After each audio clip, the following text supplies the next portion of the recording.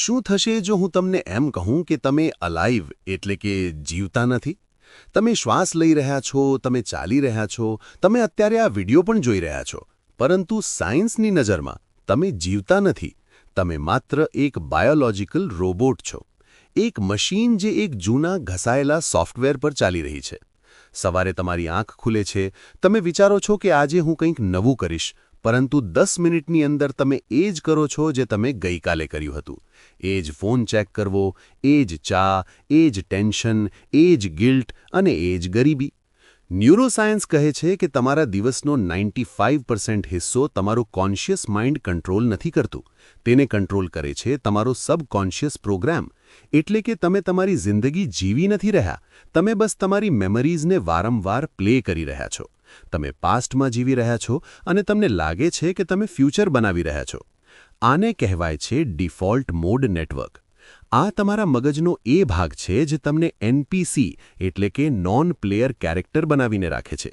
જો આવતા 7 દિવસોમાં તમે આ પ્રોગ્રામને ક્રેશ નહીં કરો તો લખી રાખજો, આવતા 10 વર્ષ પણ તમારી લાઈફ બરાબર એવી જ રહેશે જેવી આજે છે. આજે આપણે આ પ્રોગ્રામને માત્ર હેક નહીં કરીએ, આપણે તેને જાનથી મારી નાખીશું. Welcome to the death of your old self. નમસ્કાર મિત્રો, હું છું સૌરભ અને સ્વાગત છે તમારું બુક ટ્યુબર હિન્દી પર. તમે તમારું નામ બોલી શકો છો? મુશ્કેલી તમારું નસીબ નથી, મુશ્કેલી તમારી બાયોલોજી છે. ન્યુરોસાયન્સમાં એક નિયમ છે જેને હેબ્સ લો કહેવાય છે.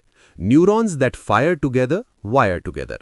જ્યારે તમે રોજ સવારે ઉઠીને તમારી લાઈફ, તમારા જોબ કે તમારા રિલેશનશિપ વિશે નેગેટિવ વિચારો છો, ત્યારે તમે માત્ર વિચારી નથી રહ્યા, તમે તમારા મગજમાં એક ન્યુરલ સર્કિટ પાકી કરી રહ્યા છો. તમે તમારા બ્રેનને હાર્ડવાયર કરી રહ્યા છો દુઃખી રહેવા માટે. પરંતુ અસલી વિલન તમારું મગજ નથી, અસલી વિલન છે તમારું શરીર. જરા ધ્યાનથી સાંભળજો, કારણ કે આ વાત તમારા ઈગોને વાગશે. તમે દુઃખી નથી, તમે દુઃખી રહેવા માટે એડિક્ટ છો. જ્યારે તમે સ્ટ્રેસ લો છો તો તમારું બ્રેન કોર્ટિસોલ અને એડ્રેનલિન રિલીઝ કરે છે.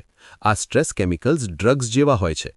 તમારી બોડીને આ કેમિકલ્સની આદત પડી ગઈ છે. જે દિવસે તમે ખુશ થવાની કોશિશ કરો છો, જે દિવસે તમે મોટિવેટ થઈને કંઈક નવું શરૂ કરો છો, તમારી બોડીને તે સ્ટ્રેસવાળું કેમિકલ નથી મળતું. અને જેમ એક દારૂડિયાને દારૂ ન મળવા પર હાથ ધ્રુજવા લાગે છે, તેવી જ રીતે તમારી બોડી તમારા મગજને સિગ્નલ મોકલે છે, મને તે સ્ટ્રેસ જોઈએ, મને તે ડ્રામા જોઈએ. અને પછી શું થાય છે? અચાનક તમને કોઈ જૂની ખરાબ વાત યાદ આવી જાય છે, અથવા તમે કોઈ નાની વાત પર ગુસ્સે થઈ જાઓ છો. કેમ? કારણ કે તમારી બોડીએ તમારા મગજને હાઇજેક કરી લીધું છે, જેથી તેને પોતાનો કેમિકલ ડોઝ મળી શકે. ડૉક્ટર જો ડિસ્પેન્ઝા કહે છે, the body has become the mind. શરીર જ હવે મગજ બની ગયું છે.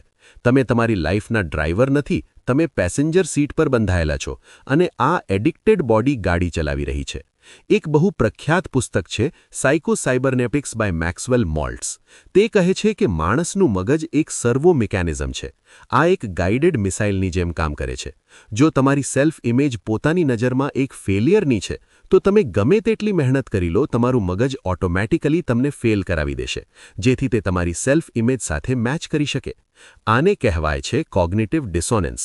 તમે અમીર બનવા માંગો છો, એટલે કે તમારું કોન્શિયસ માઇન્ડ, પરંતુ તમને ગરીબ રહેવાની આદત છે. તે છે તમારી સબકોન્શિયસ બોડી. આ લડાઈમાં હંમેશા બોડી જીતે છે, હંમેશા. શું તમે ક્યારેય વિચાર્યું છે કે તમે વારંવાર તે જ ટોક્સિક રિલેશનશિપમાં કેમ જાઓ છો? અથવા પૈસા આવતા જ ખર્ચ કેમ થઈ જાય છે? કારણ કે તમારું ઇન્ટરનલ થર્મોસ્ટેટ ફેલિયર પર સેટ છે. અને જ્યાં સુધી આપણે આ થર્મોસ્ટેટને નહીં તોડીએ, કોઈ પણ મોટિવેશનલ વિડિયો કામ નહીં કરે.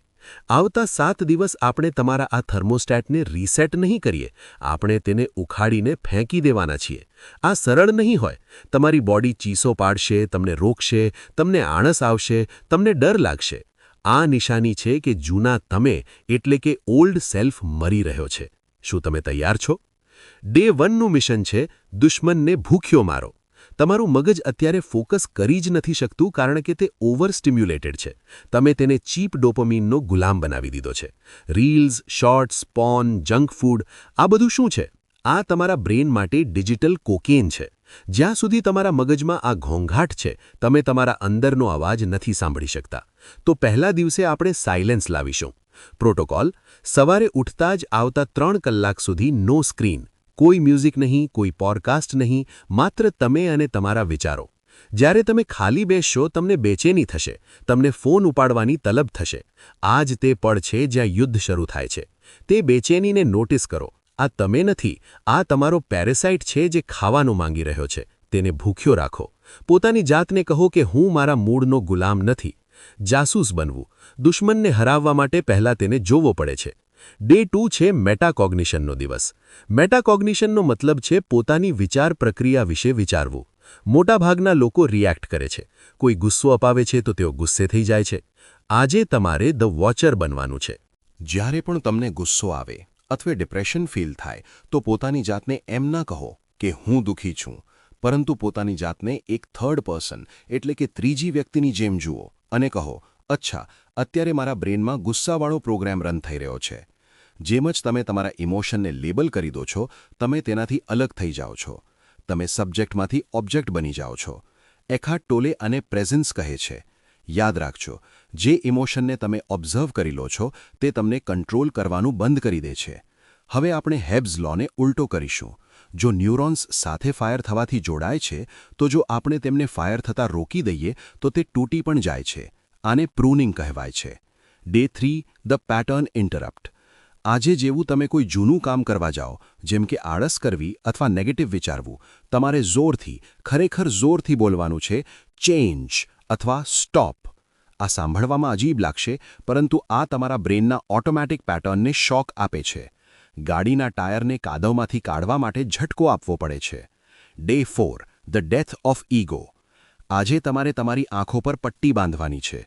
30 મિનિટ માટે બેસો અને વિચારો, જો મારું નામ ના હોત, મારો કોઈ ચહેરો ના હોત, મારો કોઈ ભૂતકાળ ના હોત, તો હું કોણ છું? ક્વોન્ટમ ફિલ્ડમાં તમારી ઓળખ એટલે કે તમારી આઇડેન્ટિટી જ તમારી અડચણ છે. જ્યારે તમે સમબડીમાંથી નોબડી બની જાઓ છો, ત્યારે જ તમે એનીબડી બની શકો છો. જૂના હુંને આજે મારવો પડશે. તેને વિદાય આપી દો.